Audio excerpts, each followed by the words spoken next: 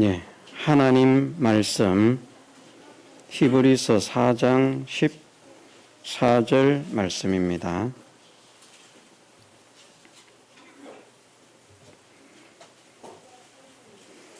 하나님 말씀 히브리서 4장 14절에서 16절 말씀 읽어드리겠습니다. 그러므로 우리에게 큰 대제사장이 있으니 성천하신 자 곧 하나님 아들 예수시라. 우리가 믿는 도리를 굳게 잡을지어다.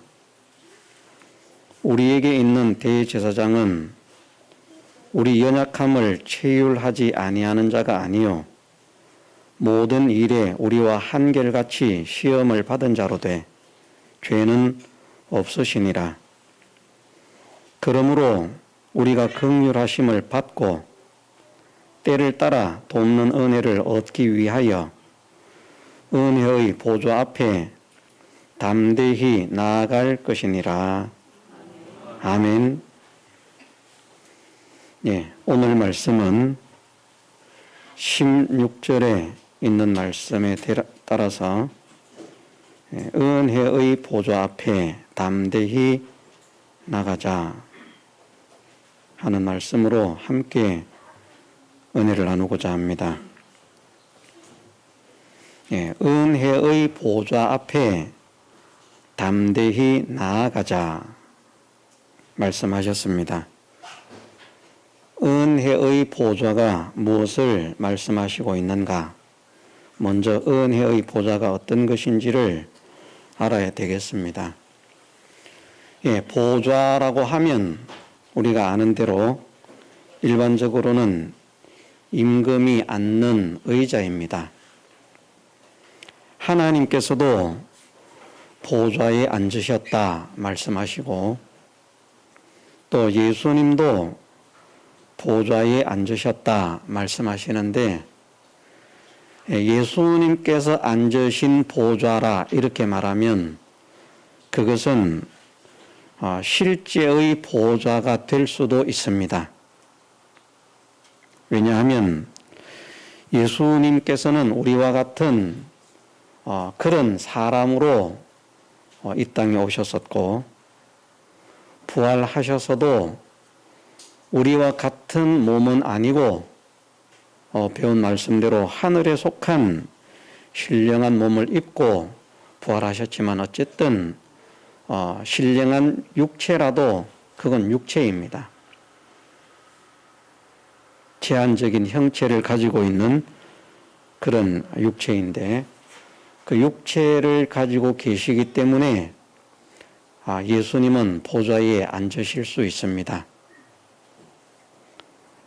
우리가 오늘날 이 몸을 가지고 의자에 앉을 수 있는 것처럼 신령한 몸도 분명히 구조상으로는 지금 우리가 가지고 있는 이 몸과 거의 유사한 그런 형태를 가지고 있기 때문에 질이나 그런 어떤 능력이나 기능 이런 모든 면들에서는 지금 우리 육체와 비교할 수 없지만 그 육체의 형체에 있어서는 지금 우리와 비슷한 그런 형체를 가지고 있다.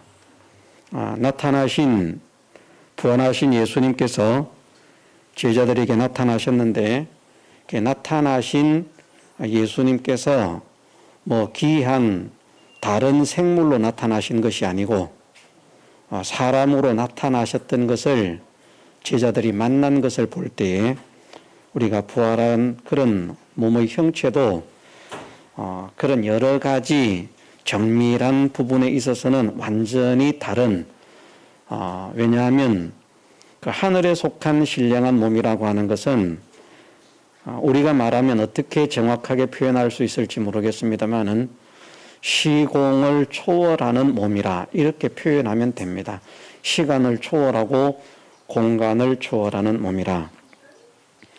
왜 공간을 초월한다 그렇게 말씀을 드리는가 하면 예수님의 제자들이 예수님의 부활하심을 믿지 못하고 어쨌든 두려움에 사로잡혀서 모여서 자기들이 있는 집의 문을 걸어 잠그고 있었습니다. 그런데 문을 열지도 않고 예수님께서 그 가운데 그냥 오셨습니다. 예, 공간의 제한을 받는다고 하면 그런 일이 있을 수가 없죠. 그런데 물체가 있든지 없든지 그것을 쥘 수도 있지만 통과를 하려고 하면 통과도 할 수 있는 그런 형체라. 사람들이 지금 우리의 입장으로서는 조금 이해할 수 없는 그런 기능을 가지고 있지만 어쨌든 일정한 형체를 가지고 있기 때문에 앉을 수 있는 그런 보좌가 있고 또 거기에 앉을 수도 있다. 이렇게 말을 해도 잘못된 것이 아닙니다. 그러나 하나님께 있어서는 하나님이 앉으시는 보좌라 이렇게 말을 하면 그것은 옳지 않습니다. 왜냐하면 하나님은 존재적으로 무한하신 분이기 때문에 제가 그런 말씀을 드리지 않았습니까? 크게 만들면 앉을 수 있지 않겠는가? 하나님이 크시니까 크게 만들면 되지 않겠는가? 도대체 얼마나 크게 만들어야 될까? 지구만큼 큰 이런 의자를 만들면 하나님께서 앉으실 수 있는가? 또 태양만큼, 태양은 뭐 지구의 400배라 그러니까 태양만큼 큰 그런 의자를 만들면 하나님이 앉으실 수 있는가? 그런 곳에 하나님은 앉으실 수가 없습니다. 왜냐하면 하나님은 영계와 물질계 모든 곳에 충만하신 분이기 때문입니다. 하나님은 계시지 않는 곳이 없습니다. 그래서 하나님은 무한하시다 이렇게도 표현을 하는데 능력이나 이런 면에서만 무한하신 것이 아니라 존재 자체적으로도 무한해서 가도 끝이 없이 하나님은 계속 계시는 분이라. 그런 분이 앉을 수 있는 의자를 만들 수가 없습니다. 그래서 하나님께서 앉으시는 보좌라 이렇게 말씀을 하고 있을 때에는 우리가 일반적으로 생각하기는 사람이 앉는 의자를 생각하지만 그것을 말씀하는 것이 아니라 왕으로서 가지는 능력, 권세, 힘, 주권 이런 것들을 상징하는 말씀이라. 예. 하나님께서 예수 그리스도를 통해서 보좌에 앉으실 수는 있습니다. 이것은 무슨 말인가 하면 우리 사람에게도 구조상으로 말을 하면 영과 혼과 몸이라고 하는 구조가 있습니다. 몸은 우리가 잘 아는 이 고깃덩어리가 몸이고요. 우리의 마음도 어느 정도는 알 것인데 영은 사람들이 이해하기가 힘이 듭니다. 그런데 하나님께서 말씀하시기를 하나님께서 사람을 창조하실 때에 하나님의 모양과 형상대로 창조하셨다 말씀하시는데 하나님의 모양과 형상대로 지음받은 사람에게 있는 요소가 영입니다. 왜냐하면 성경에서 하나님을 가리켜 말씀하시기를 하나님은 영이시라 말씀하셨거든요. 그 영과 똑같지는 않습니다. 닮은 모조품이기 때문에 완전하신 하나님, 무한하신 하나님, 전지전능하신 하나님을 우리의 영이 똑같이 닮을 수는 없지만 어느 정도 비슷하게 흉내를 낼 수 있는 그런 모습으로 지음을 받은 것이 우리의 영입니다. 이 영은 우리의 영이지만 우리가 느끼기가 너무나도 힘이 듭니다. 이 영은 우리에게 있어서 어떤 역사를 하고 있는가 하면 우리가 정말 하나님께서 주시는 그 모든 사랑과 은혜를 받아서 누리는 사람이 될 수 있기를 간절히 소원하는 그 마음으로 우리를 위해서 성령과 함께 탄식하면서 기도를 하고 있다고 성경에 말씀하시고 있습니다. 그런데 우리는 그것을 잘 느끼지 못하죠. 우리가 느낄 수 있는 것은 우리의 마음입니다.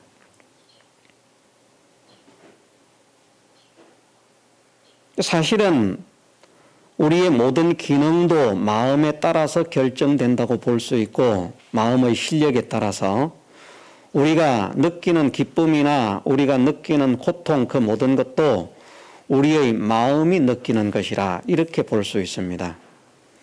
생물학적, 의학적으로는 이것이 잘못된 것이라고 말할 겁니다. 왜?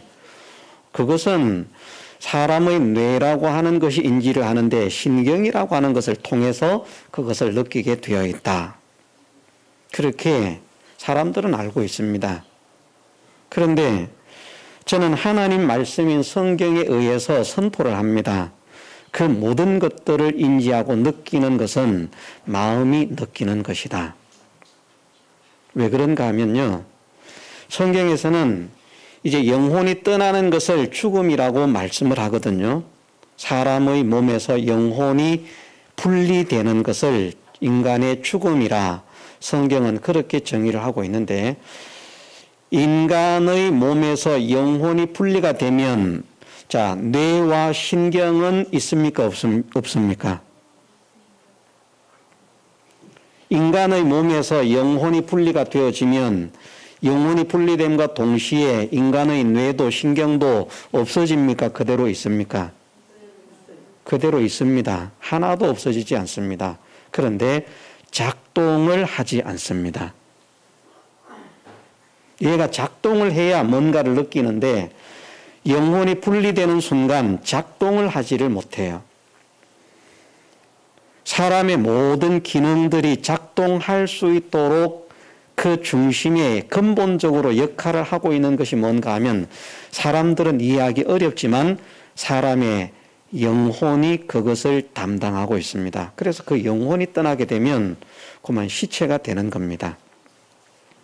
시체가 되어지면 불에 넣어도 뜨거운 줄 몰라요. 칼로 찢어도 아픈 줄을 몰라요. 망치로 때려도 아픈 줄을 몰라요. 시체는 고통을 느끼지 않습니다. 그런데 영혼이 그 몸에 있음으로 인해서 고통을 느끼는 겁니다. 왜? 기능이 살기 때문에. 다른 방향으로 나가는 것 같아서 다시 돌아오도록 애를 써야 되겠습니다. 은혜의 보좌를 하려고 했는데 보좌를 설명하려고 하다가 보니까 이렇게 됐습니다. 우리의 영혼도 보좌에 앉지는 않습니다. 우리의 영과 혼도 보좌에 앉지는 않는다는 말입니다. 보좌에 앉는다라고 말을 하면 앉는 것은 몸이 앉는 것이지 영혼이 앉거나 영이 앉는 것은 아니다. 그래서 하나님은 영이신 분이기 때문에 하나님은 앉지 않으십니다. 앉으실 수 없다라고 표현하는 것은 좀 문제가 있을 것 같아서 앉지 않으신다 그렇게 표현을 하고, 만일 하나님께서 앉으신다라고 표현을 하면 예수님께서 아버지의 보좌에 함께 앉았다라고 하는 그 표현에 의해서 예수님을 통해서는 앉으실 수 있는 것은 하나님과 예수님은 하나이시기 때문이다. 그걸 설명하려고 하다가 인간의 구조를 약간 설명을 했습니다. 어떻게 하나가 되시는가? 그것은 우리가 이해하기 쉽게 말을 하면 우리의 영과 육이 하나가 된 것처럼 하나님과 예수님이 하나가 되셨다. 이렇게 이해를 하시면 됩니다.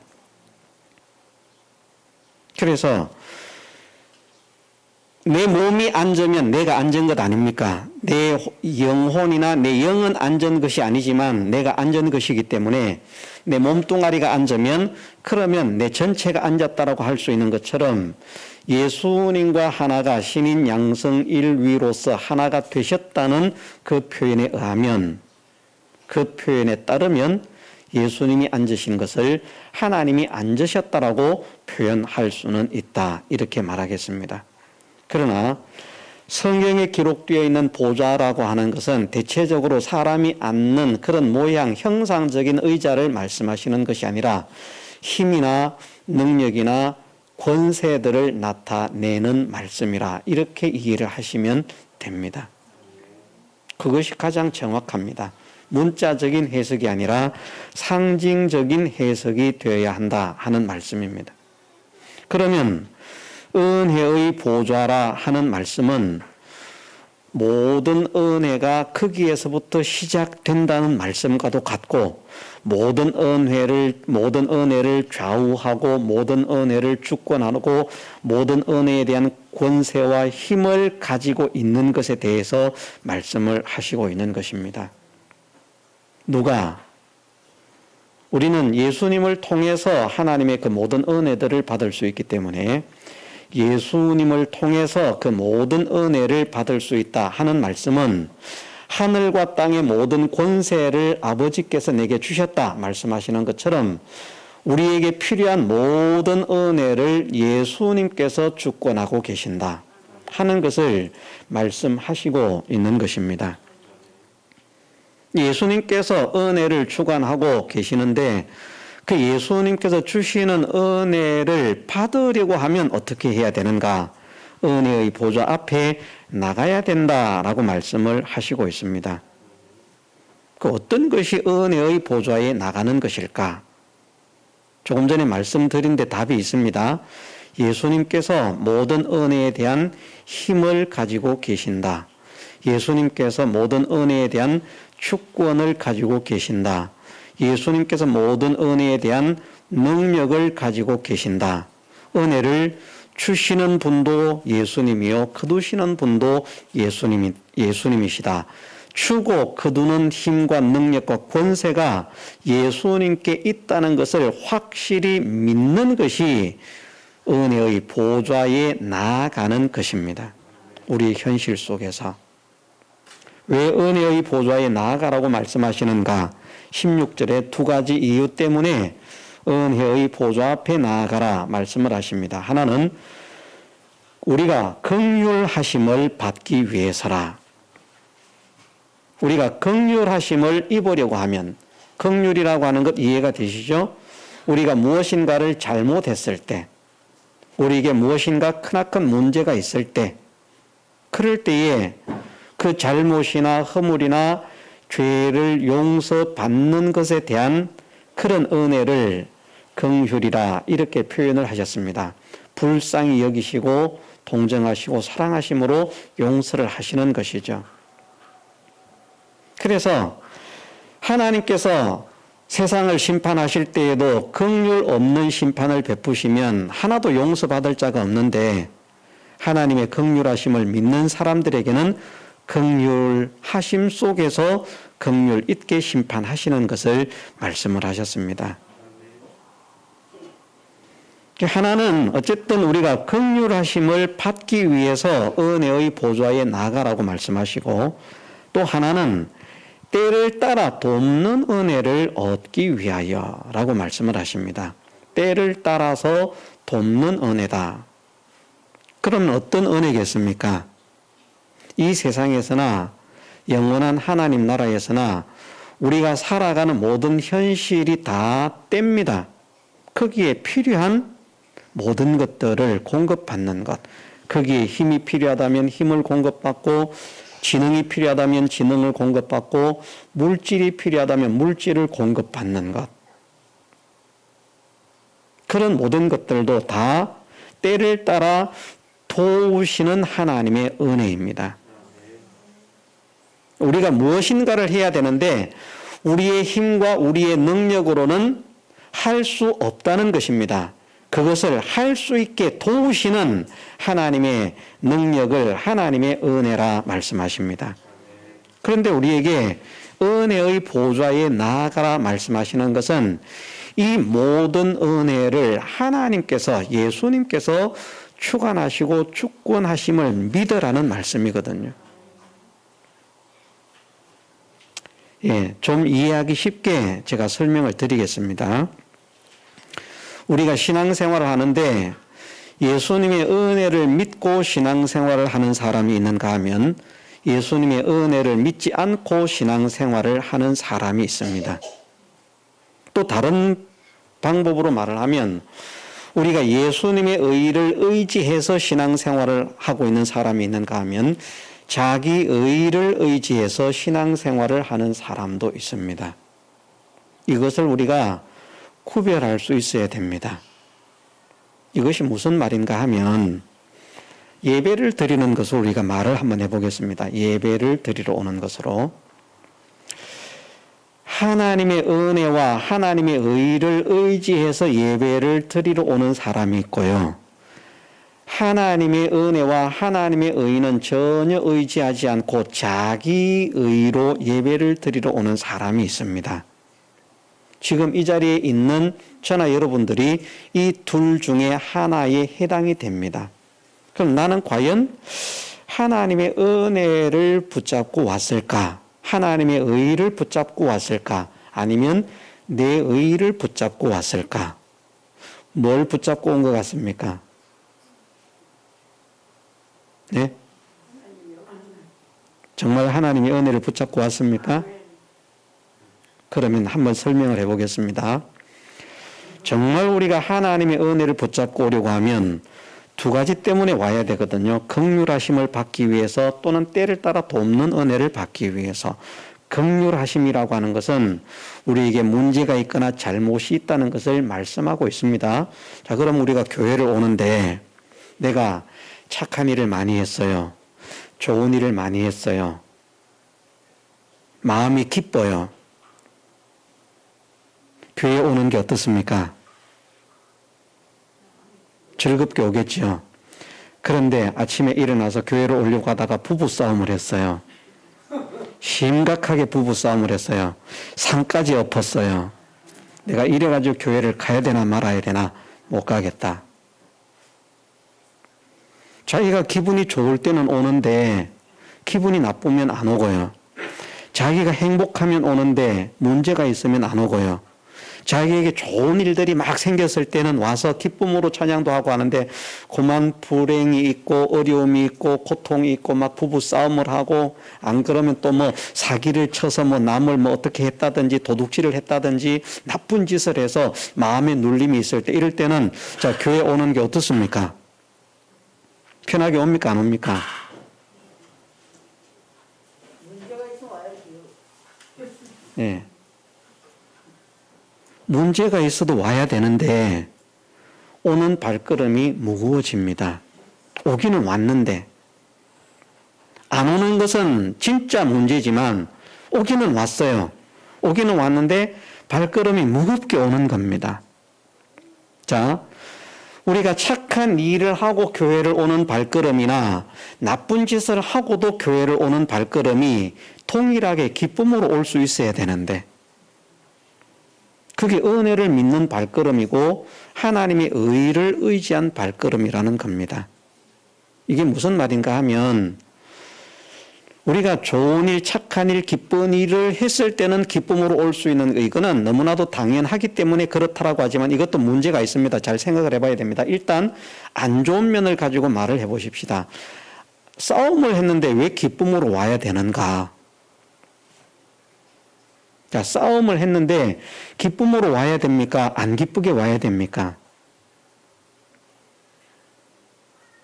예?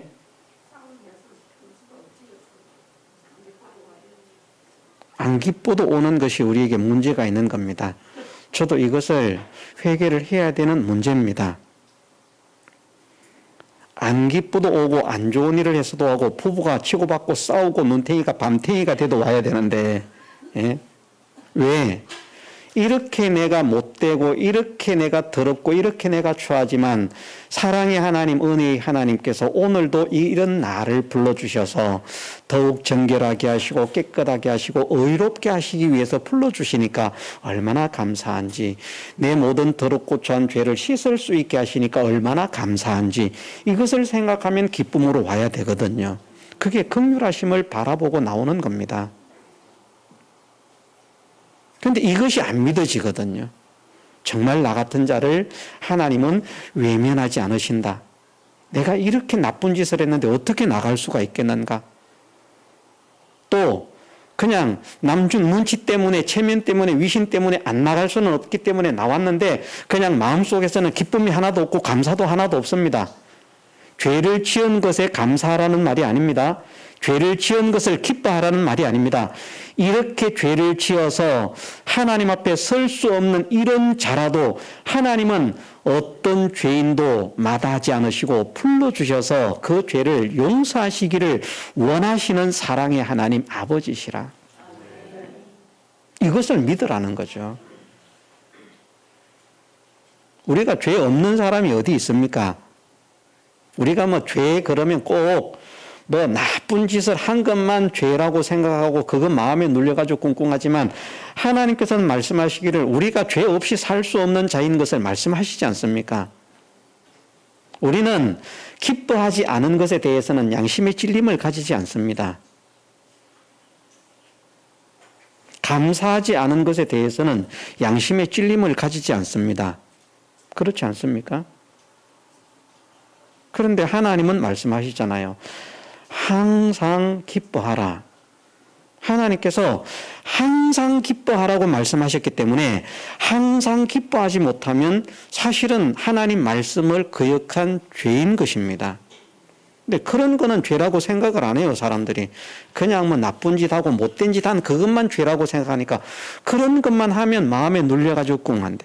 그런데 사실은 우리가 그런 것도 당연히 마음의 눌림을 가지고 이것을 고쳐야 되겠다는 생각을 가져야 되지만 내가 기뻐하지 못하는 것도 문제가 있는 것을 깨닫고 고쳐야 될 문제고 내가 감사하지 못하는 것도 문제가 있다는 것을 깨닫고 고쳐야 할 문제인 것을 깨달아야 됩니다, 우리는. 그렇지 않습니까? 이것이 그리스도 예수 안에서 우리를 향하신 하나님의 뜻이라고 말씀하셨는데 내가 하나님 안에서 항상 기뻐해야 되는데 왜 나는 조금만 힘든 일이 있으면 이 기쁨이 없어질까? 감사가 없어질까? 이러면 나는 이게 정상이 아니라 사실은 이것이 비정상이다. 인간적으로 볼 때는 지극히 정상입니다.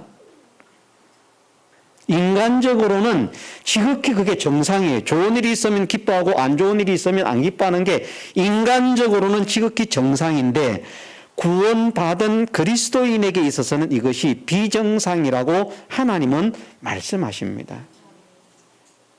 좋은 일이 있을 때만 기뻐하고 좋은 일이 없을 때는 기뻐하지 말라 이렇게 말씀하시는 하나님이 아니라 항상 기뻐해라.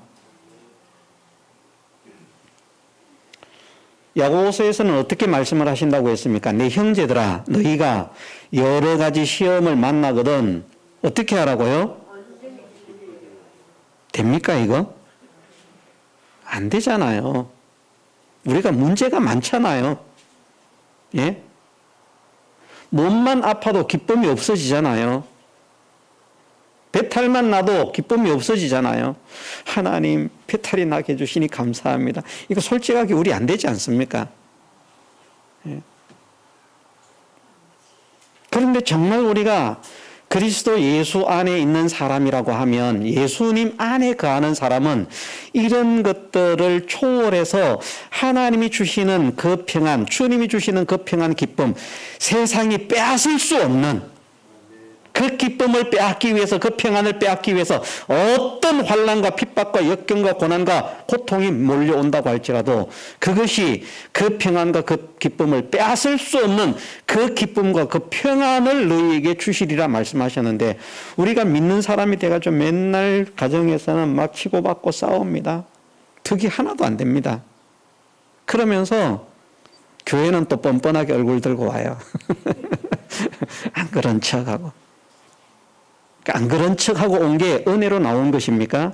그건 은혜의 보좌에 나온 게 아닙니다. 뻔뻔하게 오면 안 되죠. 나는 참으로 나의 모든 것을 볼 때 주님 앞에 나올 수 있는 자격도 실력도 없는 사람이지만 이런 나를 하나님은 외면하지 않으시고 버리지 않으시고 이런 나에게도 은혜를 주시겠다고 은혜의 보좌라는 것이 죄인에게는 은혜를 안 주시겠다는 것이 아니고요. 우리는 소망이 있습니다. 예수님께서 말씀하셨잖아요. 나는 의인을 부르러 온 것이 아니라 죄인을 부르러 왔고 나는 건강한 자에게는 쓸데없고 병든 자에게 쓸데있다. 네? 죄인이 되라는 말씀은 아니라고 했습니다. 하나님은 죄인을 싫어하셔요.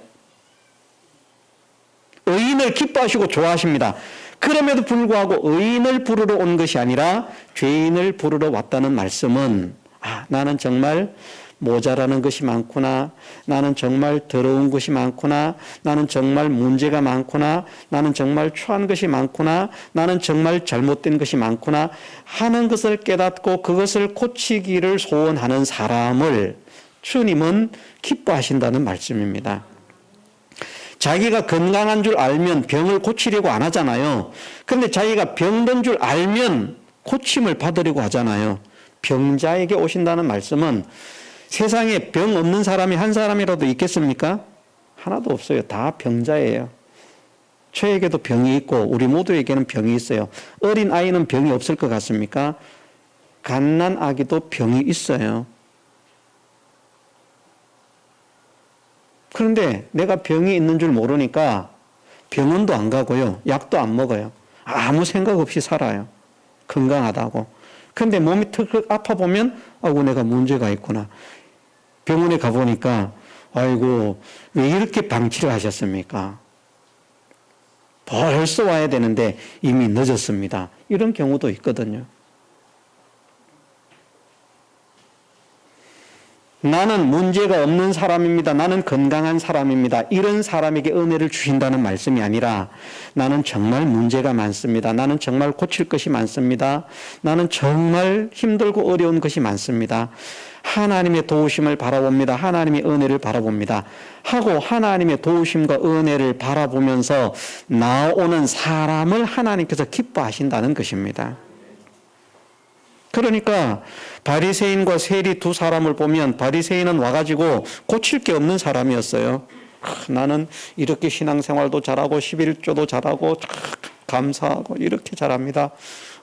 자기가 자기를 생각해도 떳떳하고 완벽하니까 그냥 뻣뻣하게 서가지고 감사 찬송만 하고 감사 기도만 하다가 갔어요. 감사합니다. 감사합니다. 그 기도가 나쁜 것입니까? 결코 나쁜 것 아닙니다. 우리가 감사를 해야 되거든요. 근데 그 감사가 잘못된 감사인 것입니다. 그런데 세리는 고개도 못 들고 나는 죄인입니다. 나는 죄인입니다. 그런데 예수님께서 말씀하신 것이 바리새인보다 세리가 의롭다 하심을 받았다라고 말씀하십니다. 은혜의 보좌에 나아가라 하는 말씀은 좋은 것도 하나님께서 주셔야 받을 수 있는 줄 믿어야 됩니다. 사람들이요, 좋은 게 있으면 그게 자기가 잘나서 자기가 잘해서 좋은 것을 한 줄 알고 자랑스럽게 옵니다. 자기 자랑으로. 하나님 자랑이 아니고. 하나님께서 나 같은 자에게 은혜를 주셨습니다. 하나님을 찬양합니다. 이것이 돼야 되는데 내가 이렇게 살았으니 감사합니다. 내가 이렇게 했으니 감사합니다. 내가 이렇게 좋은 일을 많이 했으니 감사합니다. 자기죠. 그건 은혜의 보좌에 나온 사람이 아닙니다. 내가 이렇게 할 수 있었던 것은 하나님의 은혜입니다. 내가 이렇게 할 수 있었던 것은 하나님의 사랑입니다. 내가 이렇게 부자가 될 수 있었던 것은 하나님의 능력이고 하나님의 축복입니다. 하나님께 감사를 드립니다. 그것이 은혜의 보좌에 나오는 것이고요. 봐라, 내가 이렇게 실력이 있고 투자를 잘해가지고 일을 잘해가지고 이렇게 성공해서 이렇게 훌륭한 사업가가 됐다. 그것은 자랑스럽게 나온 것은 맞지만 감사도 있는 것이 맞지만 은혜의 보좌에 나온 것은 아니라는 말씀입니다. 우리가 진짜 은혜의 보좌에 나아가는 사람이 되십시다. 그래야 때를 따라 돕는 은혜를 또 주신답니다. 이미 받지 못했던 것 아닙니다. 이미 받았지만 현재도 앞으로도 때를 따라 돕는 은혜를 계속 주시려고 하면 하나님께서 은혜를 주셨는데 그 은혜가 자기에게 이루어진 그 좋은 일들이 정말 하나님께서 주셨구나. 하나님 감사합니다. 이것을 할 수 있어야 되는데 하나님께 대한 감사가 없고 하나님의 은혜였다는 것을 알지 못하고 자기가 잘했다고 자기를 자랑하니까 다음에 하나님께서 은혜를 주실 수 있습니까? 없습니까? 못 주신다는 말이죠. 잘한 것이 있는 사람도 더 큰 하나님의 은혜를 받으려면 잘한 그것이 내가 한 것이 아니라 하나님께서 주신 것임을 믿는 사람이 되라는 것이 은혜의 보좌에 나가라는 말씀입니다. 이것은 내가 한 것이 아니라 하나님의 힘이요 하나님의 능력입니다. 하나님께서 안 주시면 누가 할 수가 있겠습니까? 나보다 1000배 만배 뛰어난 사람도 할 수 없는 것인데 나같이 부족한 자에게 하나님께서 사랑으로 은혜로 이것을 할 수 있도록 은혜를 주시니 감사합니다. 그것이 은혜의 보좌에 나아가는 것이라는 말입니다.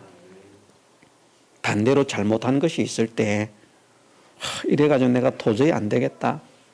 그래서 예배를 드리는데도 예배 시간 내내 양심이 찔려가지고 꿍꿍거리고만 있습니다. 그러면 그것은 은혜의 보좌에 나가는 것이 아닙니다.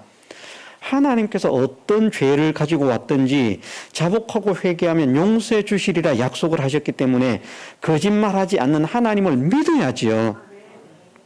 내가 어떤 중죄를 지었다고 할지라도 하나님 앞에 나와서 정말 그 죄를 자복하고 회개한다면 하나님은 그 죄를 깨끗하게 씻어 기억지 않으리라 약속하셨기 때문에 나는 죄가 있지만 주님 앞에 나아갑니다.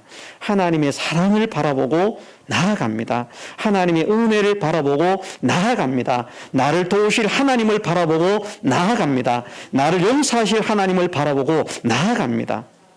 그 하나님을 생각하니까 기쁜 거예요. 용서를 받을 수 없다고 생각하면 기쁨이 없는데 용서를 하실 하나님을 믿으면 어떻습니까? 그 하나님 때문에 다시 평안이 생겨져야죠. 그냥 생겨지는 것은 아닙니다. 잘못해놓고 뻔뻔하게 마음의 평강을 가지라는 거 아닙니다. 이렇게 생각해야 돼요. 유리창을 깼어요. 잘못했습니다. 그러면 진짜 잘못한 걸 아는 사람은 내가 다시는 안 깨야 되겠다. 정말 잘못했습니다. 다시는 유리창을 깨지 않도록 조심하겠습니다. 이래야 되는데 유리창 깨놓고 와가지고 아버지 유리창 깼어. 이놈이 담대하네. 아버지가 용서해 줄 거잖아 뭐. 또 조금 있다가 유리창 깼어. 출입문 깨고 왔어. 문 다 부셨어 그냥. 벽 다 부셨어.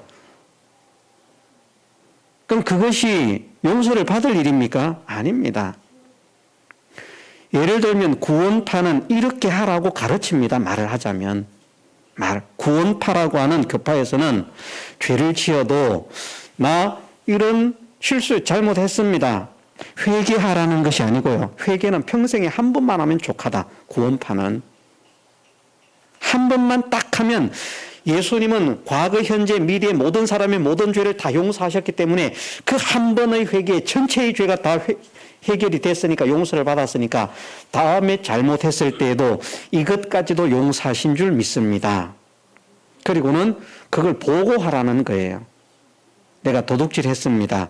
이것까지 용서해 주신 줄 믿습니다. 그럼 용서가 됐다는 거예요. 우리는 그게 다르죠. 도둑질을 했으면 용서를 받을 수 있는데 하나님 내가 도둑질을 해서는 안 될 사람인 줄 알면서도 또 내가 삶에 너무나 힘들고 어렵다가 보니까 이렇게 도둑질을 하고 말았습니다. 그렇지만 앞으로는 더 어려운 현실이 와도 내가 도둑질을 하지 않도록 주의를 하고 조심을 하고 단속을 하겠습니다. 이 죄를 용서해 주시기를 원합니다. 우리는 그렇게 하라고 가르치는 것이고 구원파는 그냥 도둑질 했습니다. 보고합니다. 용서된 거 맞죠? 고맙습니다. 가라는 겁니다. 이게 엄청난 차이가 있는 겁니다. 우리는 은혜의 보좌에 나가야 되는데 은혜의 보좌에 잘못 나가면 구원파처럼 나갈 수 있어요. 그렇게 나가는 것은 은혜의 보좌에 나가는 게 아닙니다. 나 같은 죄인이 나같이 더러운 자가 어떻게 감히 하나님 앞에 나갈 수 있겠습니까? 그런데 하나님은 나 같은 자가 하나님께 나오는 것을 절대 마다하지 않으시고 우리 같으면 냄새 나는 자를 내펴오지 못하게 할 터인데 예? 우리가 길 가다가 빈 의자가 있는데 마침 거기 앉으려고 하니까 그냥 냄새 펄펄 나는 노숙자가 그 옆에 와서 앉았습니다. 그 의자에 앉겠습니까? 안 앉고 다른 데 가버립니다. 그런데 우리보다 지극히 선하시고 거룩하시고 의로우신 하나님께서 그보다 더 추하고 완악한 강팍한 사람이라고 할지라도 주님 곁에 가서 주님의 손을 붙잡으려고 할 때 주님은 외면하지 않으시고 내 손을 잡아주시는 주님이시라. 이것을 믿으라는 것이죠. 그것이 은혜의 보좌에 나가라는 말씀입니다. 이렇게 추하지만 내가 이 죄로 깨닫고 이런 죄를 되풀이하지 않기로 하나님 앞에 소원하고 작정하면서 하나님의 도우심을 구한다면 또 하나님께서 이 죄를 짓지 않을 수 있도록 도우시는 은혜를 허락하실 줄 믿습니다. 그것이 은혜의 보좌에 나가는 것입니다. 시간이 되기 때문에 맺도록 하겠습니다. 우리가 긍휼하심을 받고 때를 따라 돕는 은혜를 얻기 위하여 은혜의 보좌 앞에 담대히 나아갈 것이니라 말씀하셨습니다. 귀찮다. 제발 좀 오지 마라. 말씀하지 않고요. 네가 잘못한 거 용서해 주는 것도 한두 번이지 이게 지금 몇 번째냐. 너 지금 오늘 480번째다.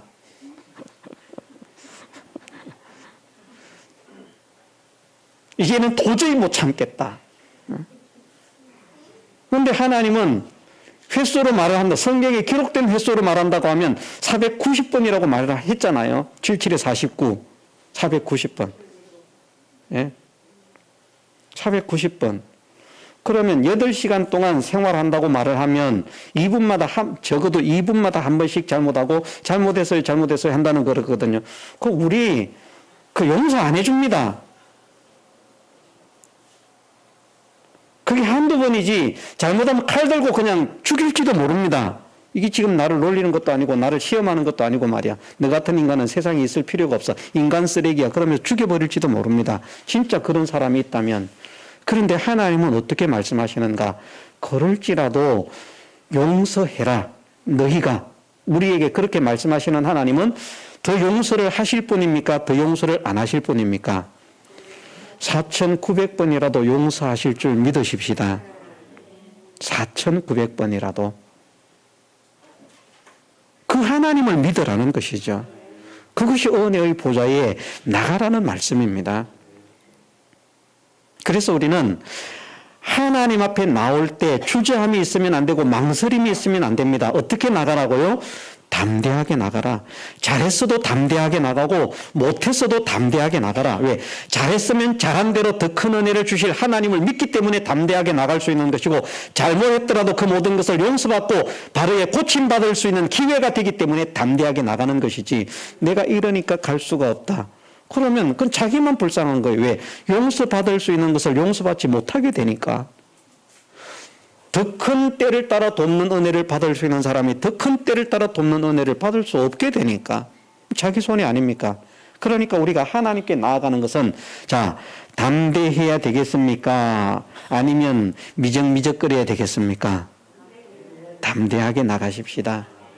우리가 하나님의 약속을 믿고 하나님의 말씀을 믿고 담대하게 은혜의 보좌에 나아가는 우리 모두가 되게 해주시기를 주님의 이름으로 축원합니다. 다 같이 통성으로 기도드리겠습니다.